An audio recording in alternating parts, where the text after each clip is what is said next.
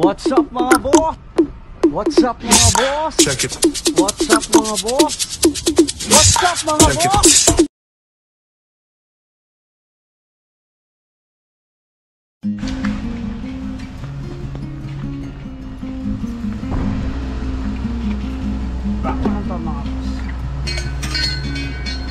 What's up mga boss?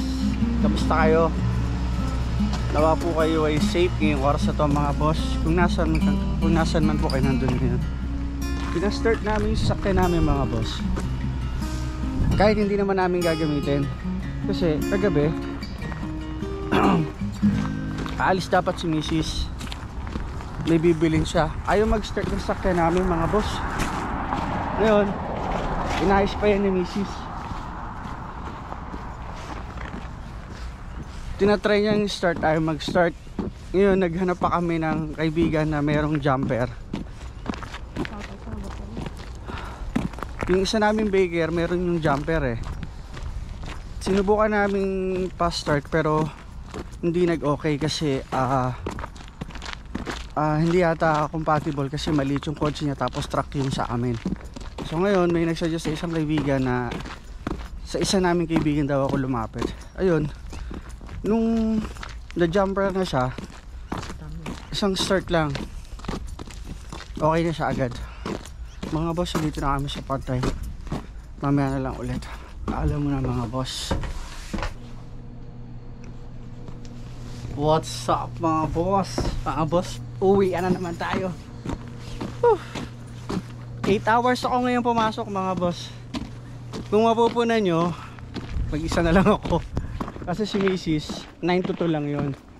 At si Mrs. kanina pa siya lumabas ng alas 2 pero dumaretso na siya sa kanyang part-time. Meron pa yung isang trabaho, cleaning. Naglilinis yun. Ngayon uwi lang ako sa bahay pero alis ako ulit kasi meron pa akong isa pang part-time 7-Eleven. Pero sasabihin nyo, ang yaman mo na boss G, dami mong trabaho ah. Mga boss, kung alam nyo lang ang buhay namin dito sa Canada, talagang makakaipon syempre meron, pero hindi naman ganun kalaki kasi mahal din ang cost of living dito sa Canada mga boss.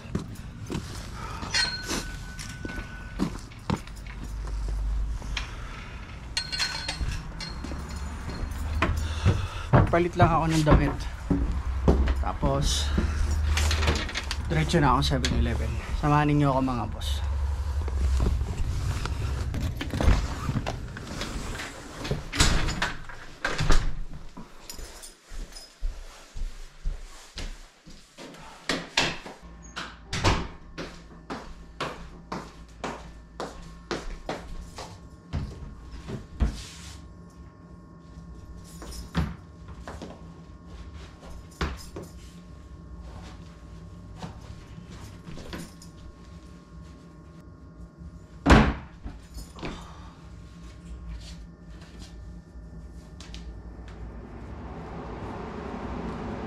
Okay, diretso na tayo sa second job mga boss.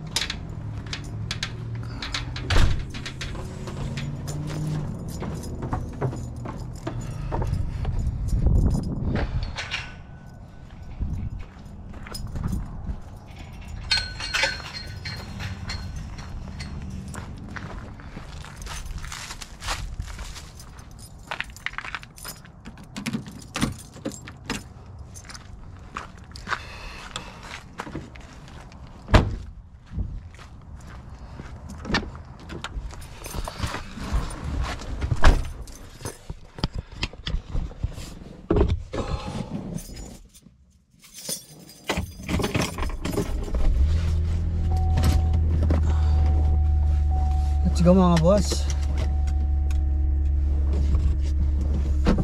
Hinahabol ko yung oras ko mga boss kasi alas 5 ko lumabas ang hapon dito sa isa kong part-time dito sa pub. Tapos ang pasok ko naman 7-Eleven ngayon alas 5 ng hapon. So late na ako pero okay lang kasi wala naman talaga akong schedule dun eh. Pinapasok lang nila ako kasi meron silang ipapagawa sa akin. Paglilinisin ako dun sa labas.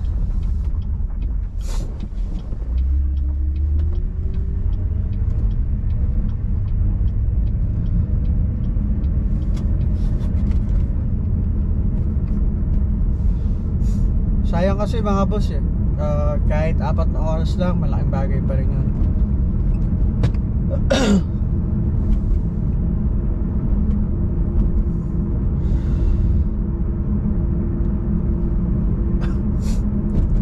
Doon kasi sa pub mga boss, kaya ako kinuha yung part-time na yan kasi malaking tulong yun sa amin, yung ibinibigay na tip sa amin. Kasi alam nyo ba mga boss, dahil sa tip na yon nakaipon kami ng pera pambili ng ticket sa Pilipinas. Yun ang totoo mga boss.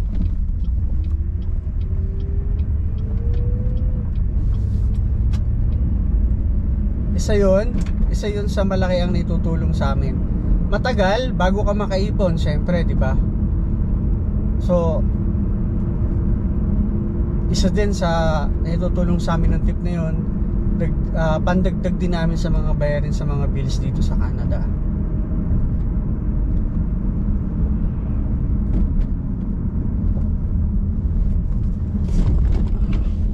Pag pinagsama-sama namin yung tip, makakabili na yun ng isang ticket mga boss, di ba? So mababawasan na, isang ticket na lang bibili namin or dalawa na lang kung sakaling may plano kami magbakasyon sa Pilipinas, di ba? So malaking bagay yun.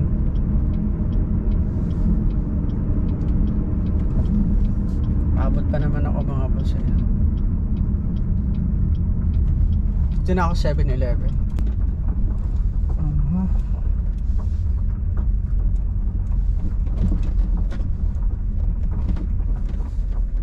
Mga boss, let's go. Trabaho na ulit tayo.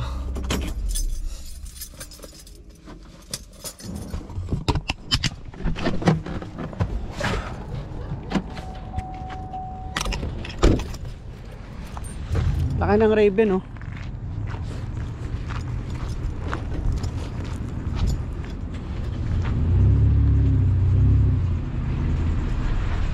Nangunguha siya ng kalakal oh. How are you?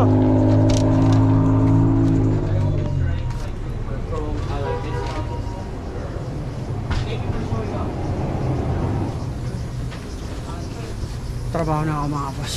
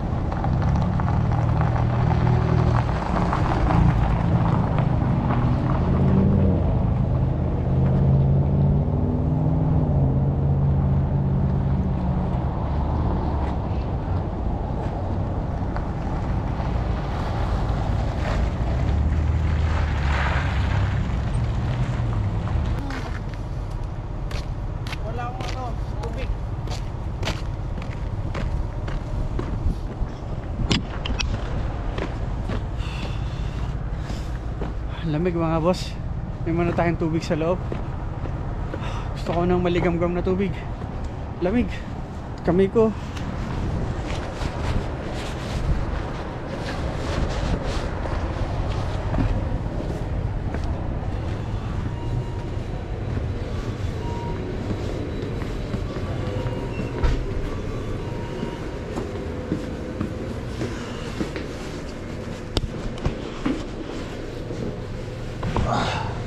Lamig mga boss. Patulong ko yung supervisor ko, Pilipino. Tapos na ako dito sa dalawang harap eh. Doon na kami malapit tayo matapos. Tapos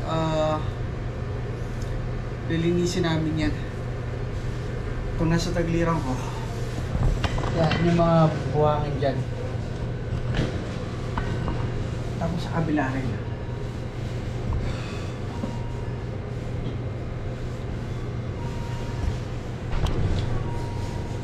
Maraming trabaho dito mga boss sa Canada. Huwag ka lang talaga mapili sa trabaho.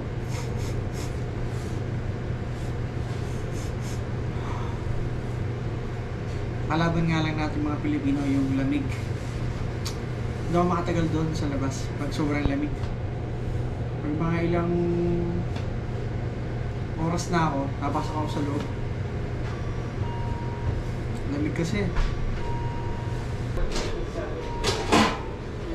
It's good resting if you can do this like this. Okay. Long Oscar. Okay.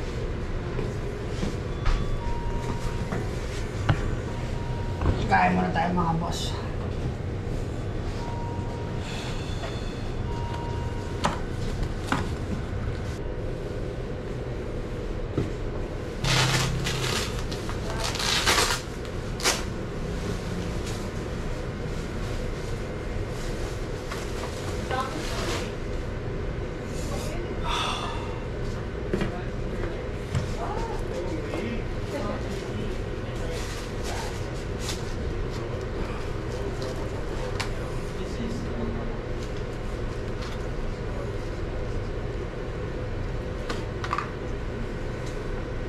Kaya mga ba? I don't know if Sarah's asking me to like do this because this is not a ring.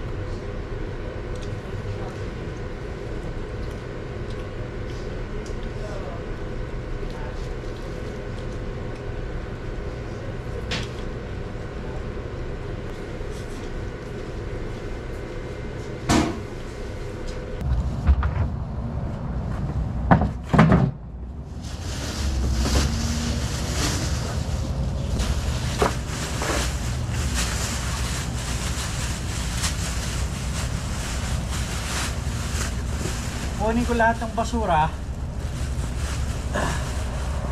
sa buong paligid ng 7-Eleven mga boss.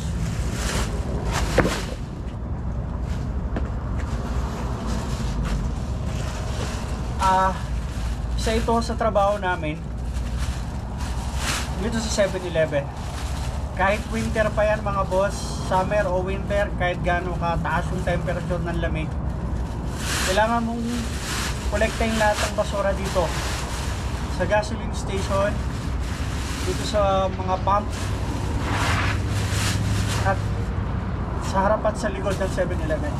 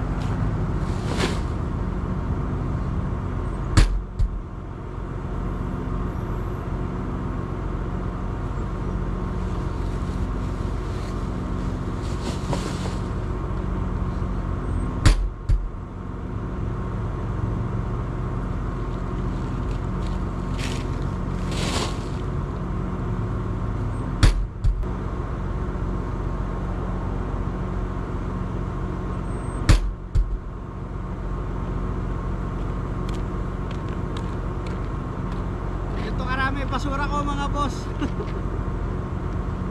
Pero saglit lang sa akin yan.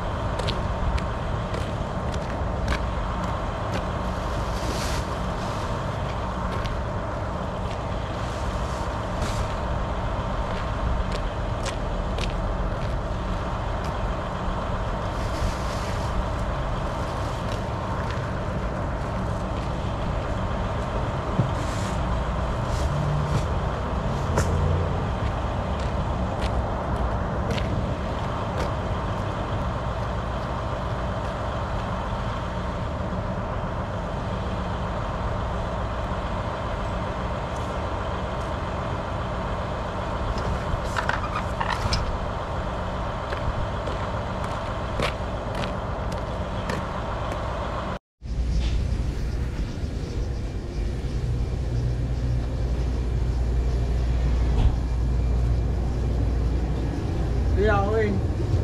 Bye-bye. Bye-bye, listen, bye-bye. Tapos na daw, sabi ng pasen. Bye-bye. Sorry, thank you.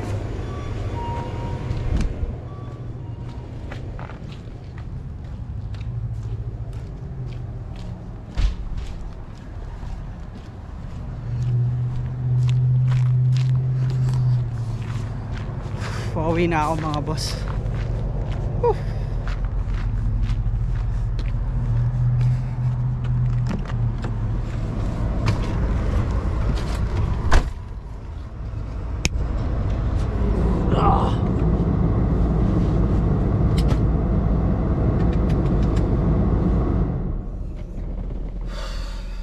Tapos na naman ang isang araw ko mga boss.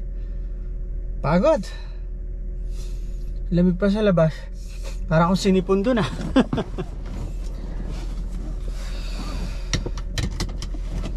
Let's go mga boss. Uwi na tayo. At gutom na ako.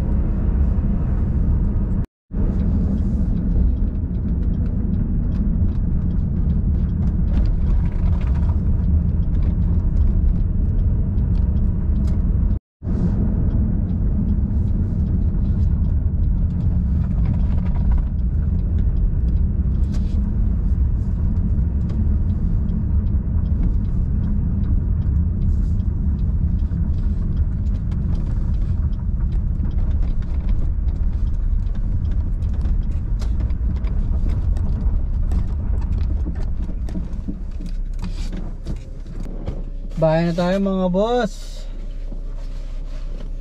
Let's go.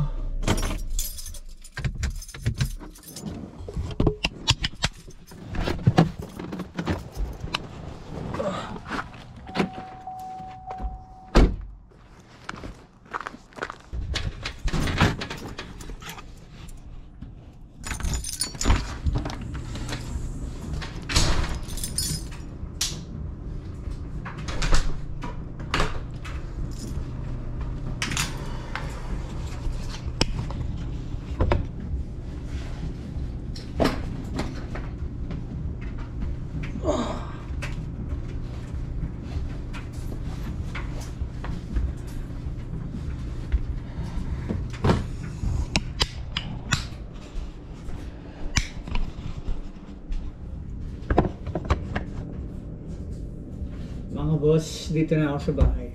Maraming salamat sa pagsama niyo sa akin sa buong araw na to. Maraming salamat din po sa lahat ng nag-subscribe sa JP9 TV. Sa mga hindi po nakakapag-subscribe na po ay subscribe na po kayo para makasama ko rin kayo dito sa Canada. Muli po, magandang gabi po ulit sa inyo. Mag-iingat po ang bawat isa sa atin mga boss. Paalam.